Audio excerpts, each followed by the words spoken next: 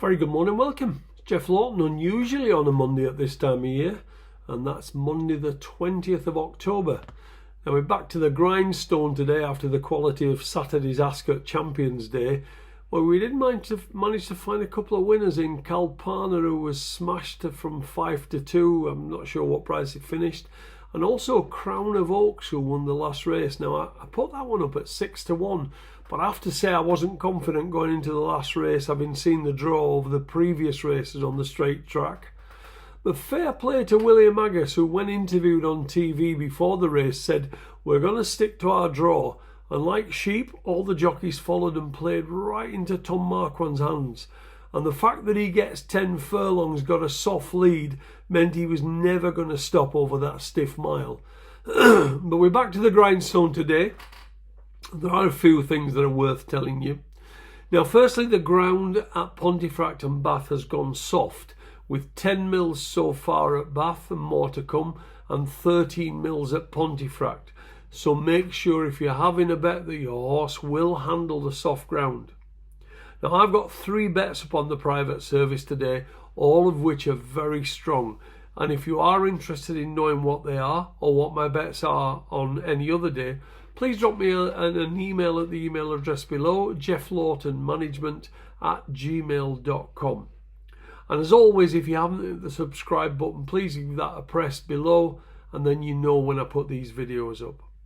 So let's start at Pontiffract. In the 303, I really like Cheyenne here of Carl Burks in this listed race.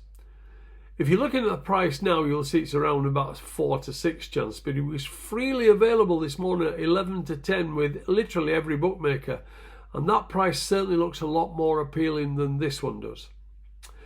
His second run, when he was staying on in third behind the subsequent Royal Lodge Stakes winner Bo Echo, reads really well, and he then won impressively at Epsom.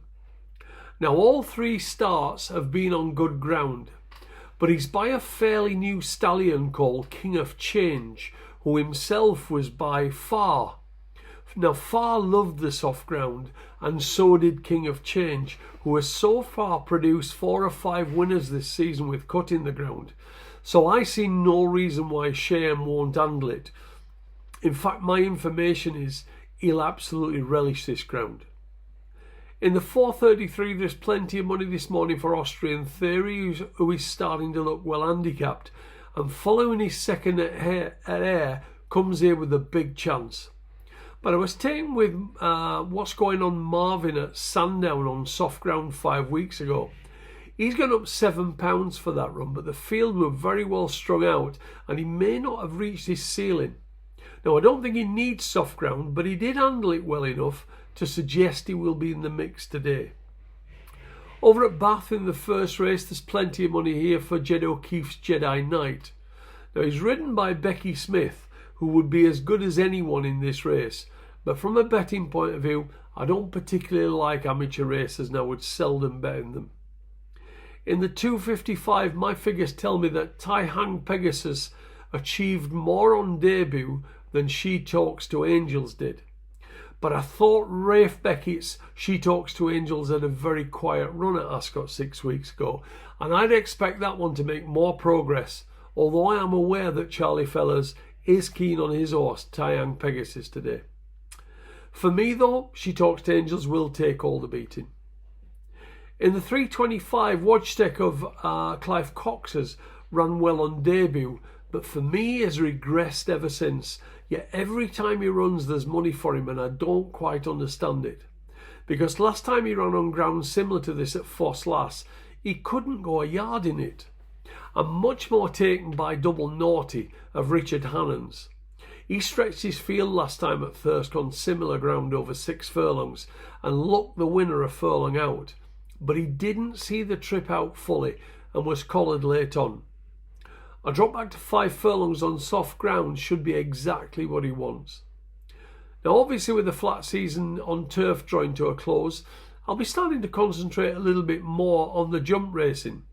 So at Plumpton today in the 340, Juggernaut finished second on Saturday, so I'm surprised to see him running only 2 days later.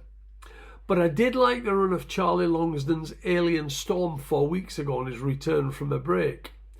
He's a 2-time winner over this course and distance, and he should definitely be in the mix today. In the 4:10, Susie Smith runs Tapley, and that's for the first time in 163 days. Ironically, the last time he had a break of 163 days was when he came out and won this race over this course and distance at the end of 2024 in exactly the same race. Now, he's been mixing it in higher grade than these, in races such as a handicap hurdle at Aintree's Grand National Meeting and in Haydock's Swinton Hurdle, which are both far better grades than this. However, this race is sponsored by the bookmaker Bet Goodwin, and they own the second favourite here, Nap Hand, trained by Alan King. They're going to be hell-bent on winning their own race, but I do think Tapley should have too much class. Now, that's all for now. I will try and get back throughout the week whenever there's something worth telling you, but thank you very much indeed for dropping by.